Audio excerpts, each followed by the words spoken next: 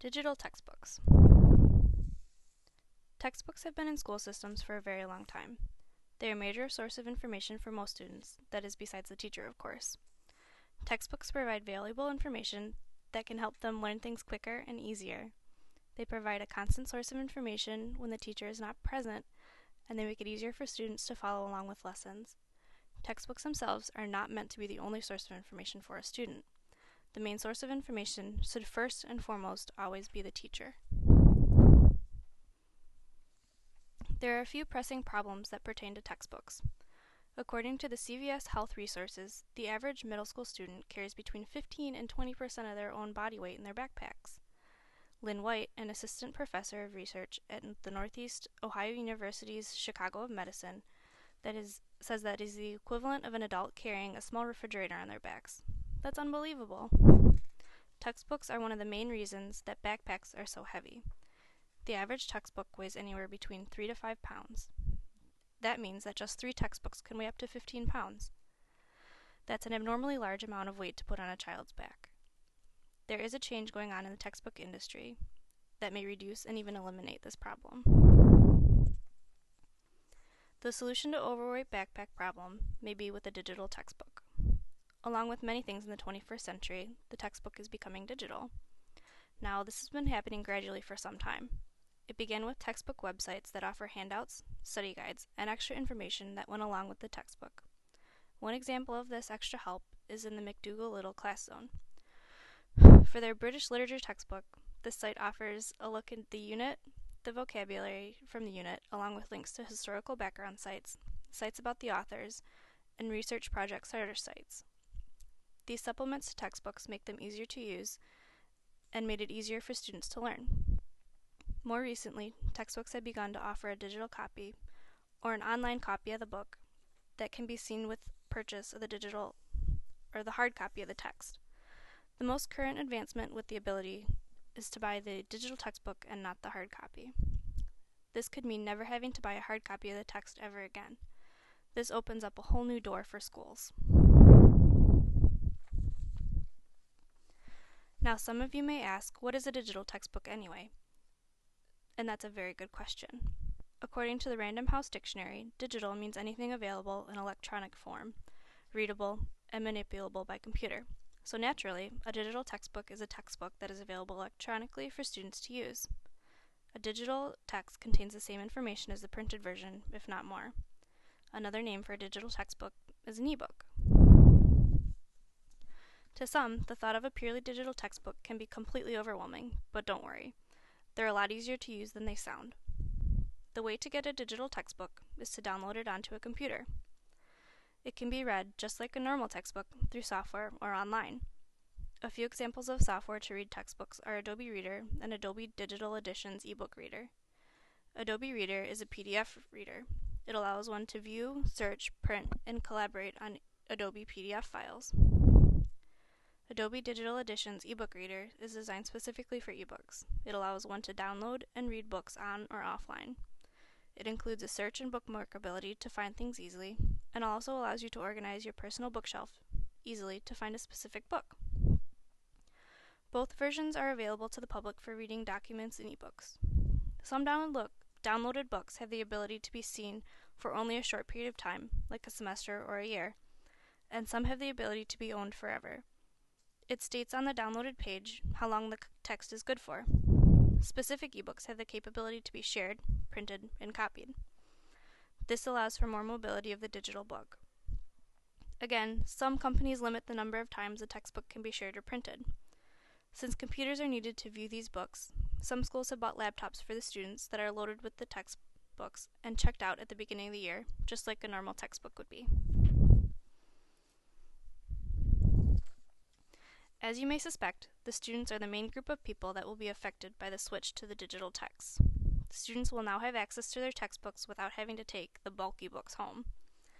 Now they will be able to access their books with a click of a mouse, which I think will make studying a little bit easier. The availability of supplemental material increases with digital textbooks as well.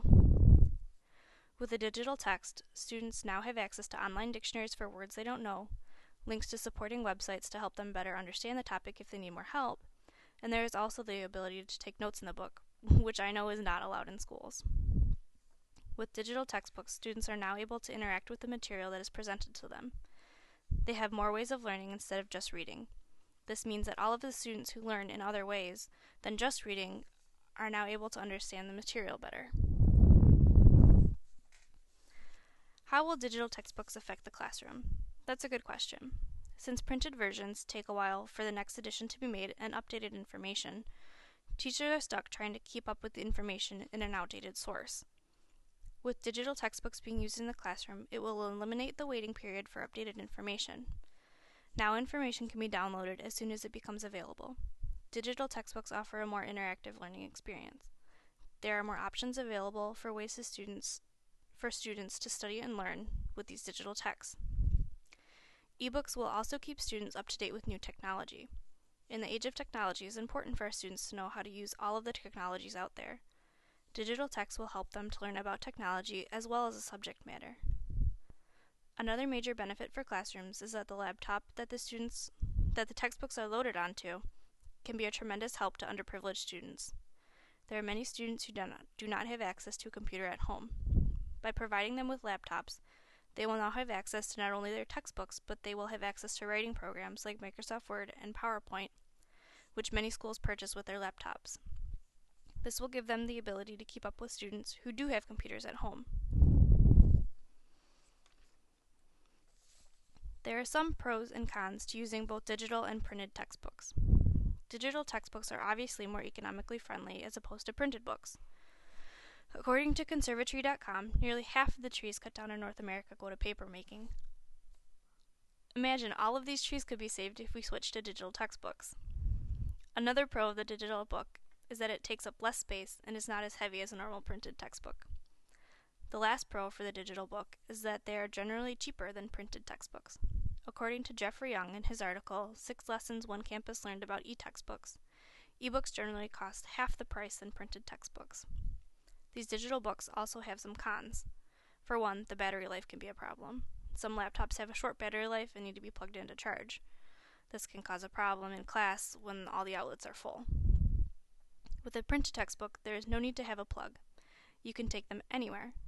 Another problem that the printed textbook does not run into is that there are not a lot of subjects available for the digital textbooks.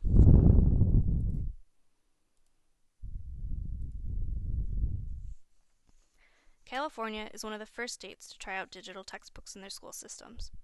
According to their website, California spends up to $400 million annually on K-12 textbooks. This price is an estimate, and it continues to rise every year. That's a lot of money to spend strictly on books. To reduce the amount of money they spend, they started the California Open Source Textbook Project. What this project does is to offer easy access to online and electronic versions of open source textbooks. Open source means that the textbooks are available to read, copy, and print online at little or no cost to the consumer. What this means for California is that they will save upwards of $200 million per year within 5 years. That's amazing! Not only will they be saving an enormous amount of money, but they are entering into the digital age of texts.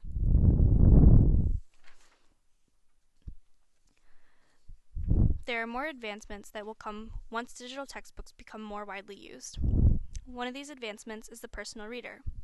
A personal reader, like the Amazon Kindle, the Barnes & Noble Nook, and the Sony Reader, are handheld electronic books. They have all the same features as the computer software and are easier to transport than a laptop. According to Barnes & Noble, the Nook can hold up to 1,500 standard books at one time, and with a memory card, the Nook can hold up to 17,500 books. These eventually could be loaded with every book that a student will ever need for their entire K-12 learning career. As the prices for these readers go down, they will become more accessible to schools and, in my opinion, will be beneficial to the educational world. The question that everyone is asking is whether or not paper text will eventually disappear from the classroom. Personally, I believe that digital textbooks will become more convenient and better for classrooms. People are starting to see that laptops can be used for reading as well. Soon, students will be doing all of their work on computers, and it just makes sense that they should be able to access their work on the laptop as well. But until that time when digital textbooks become more affordable and accessible option, the majority of school systems will continue to use their paper textbooks.